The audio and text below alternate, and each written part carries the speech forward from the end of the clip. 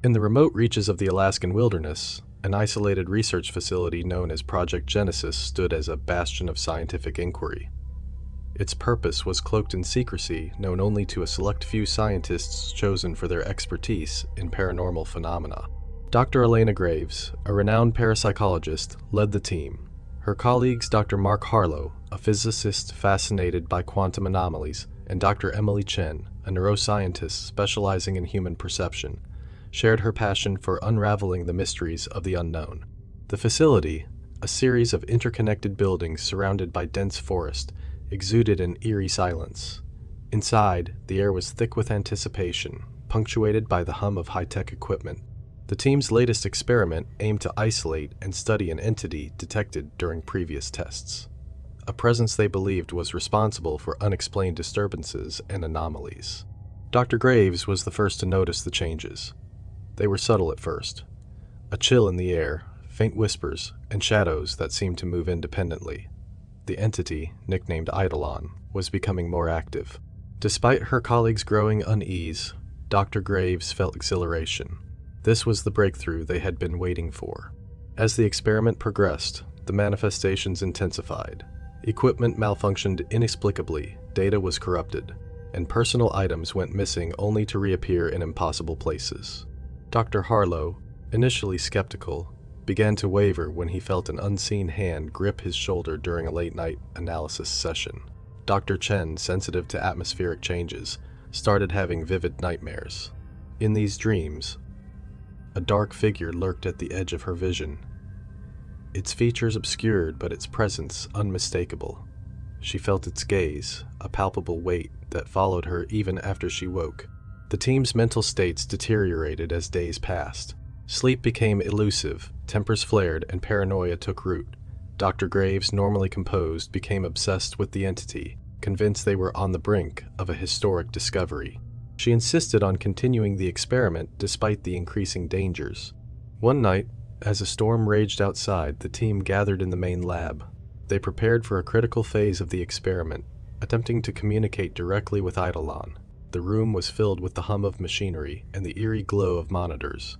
Dr. Graves initiated the procedure, her voice steady despite the tension that crackled in the air. Suddenly the lights flickered, and the temperature plummeted. The shadows in the room stretched and contorted. A low, guttural growl resonated through the lab, sending a shiver down everyone's spine. Without warning, the entity made itself known. A dark, amorphous shape materialized in the center of the room, its form shifting and writhing as if struggling to maintain a stable shape. Dr. Harlow reacted first, trying to shut down the equipment, but his hands passed through the controls as if they weren't there. Dr. Chen, paralyzed by fear, watched as the entity approached Dr. Graves. The air grew thick with a foul odor, and a sense of dread enveloped the room. The entity reached out with tendrils of darkness, wrapping them around Dr. Graves. She gasped, her eyes wide with terror. For a moment, it seemed she would be consumed by the darkness, but then the entity recoiled, its form flickering like a dying flame. Dr. Graves collapsed to the floor, gasping for breath. In the aftermath, the team was left shaken but alive. Dr. Graves, however, had changed. She spoke of visions and knowledge imparted by the entity, dark secrets about the nature of reality that no human was meant to know. Her eyes, once sharp and determined, now held a haunted look. The team's communication systems, disabled during the encounter, suddenly sprang to life. Distorted voices and static filled the room, interspersed with fragments of chilling messages. "It's here. We see you. No escape." As days wore on, the entity's influence grew. Dr. Chen and Dr. Harlow found themselves drawn to the lab, unable to resist the compulsion to continue the experiments.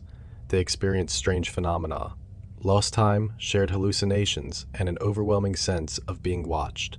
Dr. Graves, increasingly unstable, revealed the entity's true nature. Eidolon was not just a presence, it was a manifestation of the darkest aspects of human consciousness, feeding on fear and despair. The more they interacted with it, the stronger it became. They were not studying the entity, it was studying them.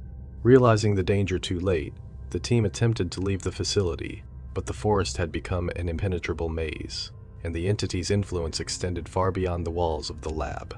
Desperation set in as they tried to find way to sever their connection to Eidolon. In a final desperate attempt, Dr. Harlow suggested destroying the facility and all the equipment. As they set the charges, the entity's presence grew more intense. It whispered promises of power and knowledge, trying to dissuade them. But the scientists were resolute.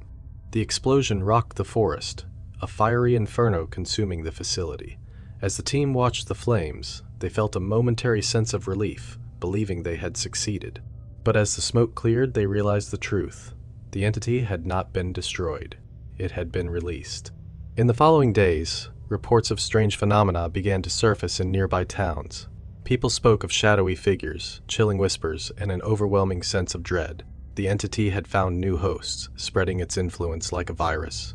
Dr. Graves, Dr. Harlow, and Dr. Chen were left to live with the knowledge that their pursuit of the unknown had unleashed a horror they could never contain. The shadows in the depths would haunt them and the world forever.